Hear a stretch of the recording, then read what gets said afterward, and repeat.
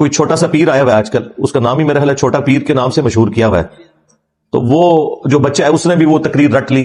بس یہ بچے اسی طرح کے ہیں. اس سے زیادہ شیاطین بچے ہم ہوا کرتے تھے جب ہمارے استاد ہمیں قرآن و سنت کے خلاف تعلیمات دیا کرتے تھے، کیونکہ وہ بھی کیا دن تھے، ہم بھی ایک جن تھے. آج ہم دیو ہیں، جنوں کے بھی پیو ہیں. اور یہ جو ہے نا انٹرنیشنل بابا ہے فرید الدین عطار، تذکرۃ الاولیاء کتاب، یہ دنیا میں جتنے قصہ کہانیاں آپ کو سننے میں ملتی ہیں نا، خواہ وہ مصباحی صاحب سنا رہے ہوں، الیاس قادری صاحب سنا رہے ہوں، ثاقب رضا مصطفی صاحب سنا رہے ہوں، یا یہ جمال الدین قادری صاحب سنا رہے ہوں، یہ ساری کہانیوں کا جو انوینٹر ہے نا وہ فرید الدین عطار. ہم بھی بریلوی رہے ہیں 31 سال تک. یہ ساری شیطنت، یہ سارے غلیظ عقیدے اور رسول اللہ صلی اللہ علیہ وآلہ وسلم کی محبت کو ایکسپلائٹ کر کے شرکی عقیدے امت کو سکھانا، اور پھر اسے رنگ یہ دینا کہ جو ان عقیدوں کو نہیں مانے گا وہ گستاخ رسول ہوگا.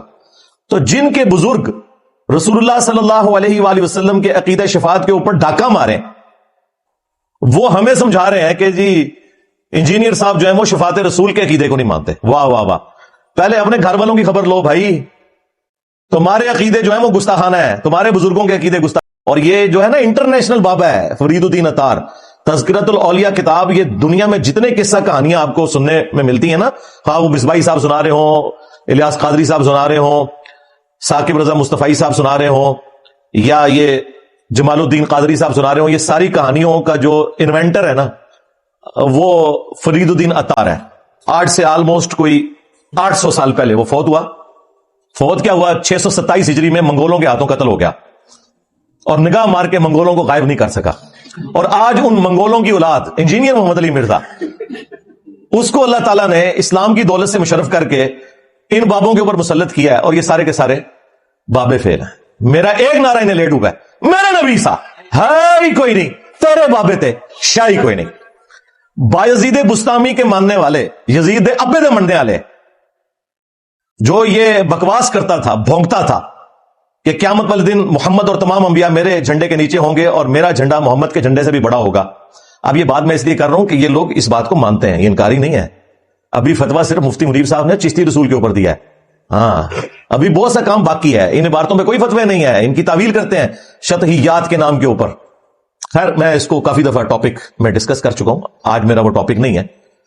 آج جو ٹاپک ہے وہ جو بغدادی صاحب ہیں، یا وہ جو چھوٹا پیر، اس نے چند ایک جملے ان سے رٹ کے تو بیان کیے ہیں، اور یہ سمجھ رہے ہیں کہ ہمارے ہاتھ کوئی ایسی حدیث لگ گئی ہے بخاری اور مسلم کی کہ جس کے ذریعے ہم اپنے من گھڑت عقائد کی ترویج کر سکیں گے. تم لوگوں کا کیا لینا دینا؟ بابوں کے ماننے والے لوگ قرآن و سنت کبھی کھول کے تم لوگوں نے پڑھا نہیں ہے، اور آج حدیث شفاعت سنا کے ہمیں بتا رہے ہو کہ قیامت والے دن سب کے سب لوگ رسول اللہ صلی اللہ علیہ وآلہ وسلم کے قدموں میں حاضر ہوں گے.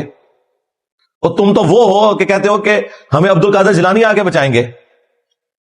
اسی بغدادی نے کہا تھا نا، چھڑ دو عبد القادر پہ گیا دے. ہاں دوسری طرف یہی آپ کو وہ حدیث شفاعت سنا رہا ہے. بھئی جس دن انبیاء کا یہ حال ہے کہ وہ نفسی نفسی کہہ رہے ہیں، تو وہاں عبد القادر جیلانی کیسے بیچ میں پڑ سکتا ہے؟ انبیاء کے جیسا ہے ہی کوئی نہیں. تیرا عبد القادر جیلانی تو شاہی کوئی نہیں. کہتے بابے تو شاہی کوئی نہیں. جی بابے تو شاہی کوئی نہیں انبیاء کے مقابلے پہ. تم لوگوں نے کہا تھا نا کہ بڑے سے بڑا غوث کتب ابدال ہو ایک صحابی کے گھوڑے کے قدموں کی خاک کے برابر نہیں، یہ کہتے تھے نا. تو میں تو بڑا ہلکا جملہ بول رہا ہوں کہ رسول اللہ کے مقابلے پہ بابے تشائی کوئی نہیں. تم لوگ تو کہتے تھے یہ تو جانوروں سے بھی بدتر ہے بابے، صحابہ کرام کے جانوروں سے بدتر ہے. حالانکہ میں اس عقیدے کو نہیں ٹھیک مانتا کہ کسی کلمہ گو اہل قبلہ کو کتنا بھی گیا گزرا ہو کہ اسے جانوروں سے بدتر کہا جائے. لیکن یہ چونکہ کہتے تھے کہ ان کے غوث کتب ابدال صحابہ کرام کے جانوروں سے بھی بدتر ہے، بلکہ ان کے قدموں سے لگی ہوئی جو دھول ہے نا وہ بہتر ہے. تو جب ہم کہتے ہیں کہ رسول اللہ کے مقابلے پہ بابا تشائی کوئی نہیں، تو کہتے ہیں گستاخی ہوگی ہے.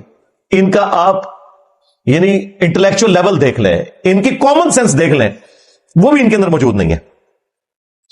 اچھا اس کے اندر انہوں نے کچھ جملے بولے ہیں، میں آپ کو وہ سناتا ہوں کہ وہ کیا بات کر رہے ہیں. وہ کہتے ہیں کہ جی نقلیں اتارنے کے انداز میں انہوں نے یہ گفتگو کی ہے جیسے کسی کی نقل اتاری جاتی ہے، یعنی انہوں نے اللہ کو ہمارے کھاتے میں ڈالا ہے.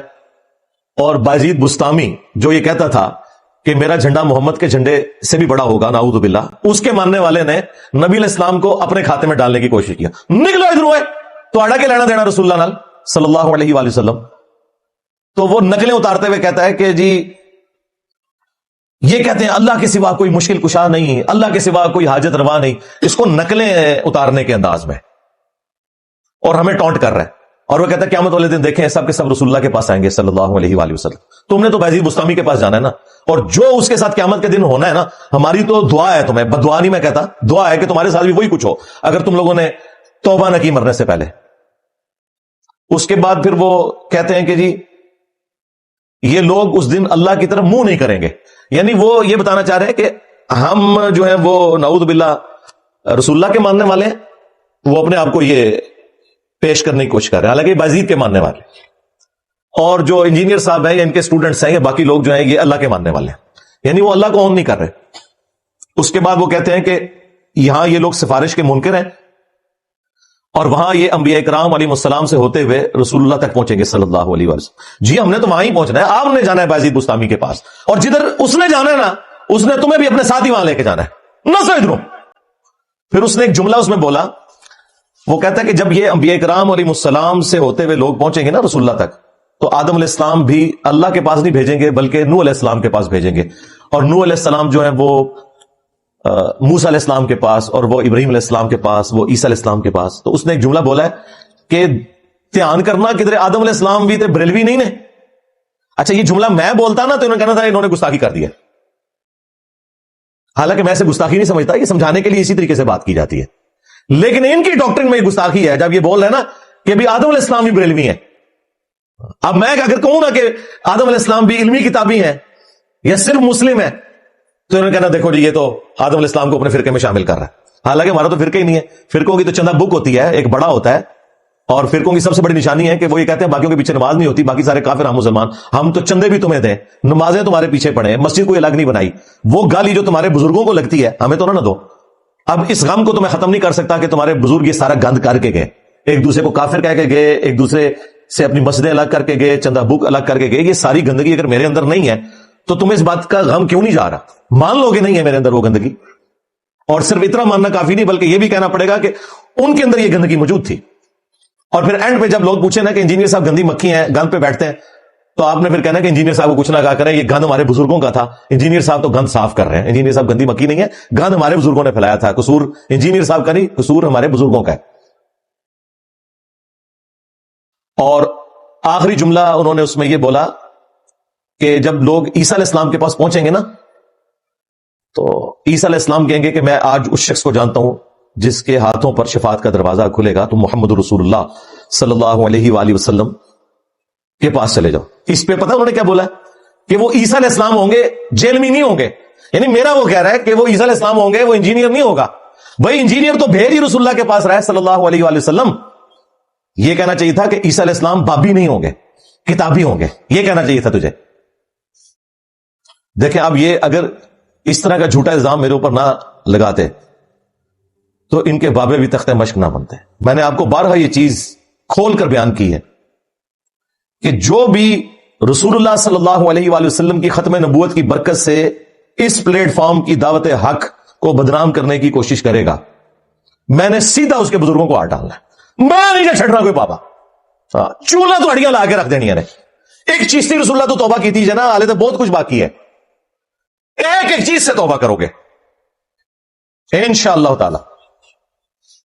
جو بریلوی عوام ہے نا ان کو ہمارا مقدمہ کلیئر ہو جائے کہ ہم قرآن و سنت کی روشنی میں کون سی بات پبلک کے سامنے رکھ رہے ہیں، اور ان کے علماء کس طریقے سے قرآن و سنت کی تعلیمات کو بگاڑ کر اپنے بابوں کی تعلیمات قرآن و سنت کے نام کے اوپر بیچ رہے ہیں، چندے کھا رہے ہیں، جائیدادیں بنا رہے ہیں، آوازیں لگا رہے ہیں مکے اور مدینے کی، لیکن سواریاں پھینک رہے ہیں بغداد شریف میں، اجمیر شریف میں، دیوبند شریف میں، بریلی شریف میں. آوازیں لگا رہے ہیں قرآن و سنت کی لیکن تعلیمات سکھا رہے ہیں صوفیاء کی.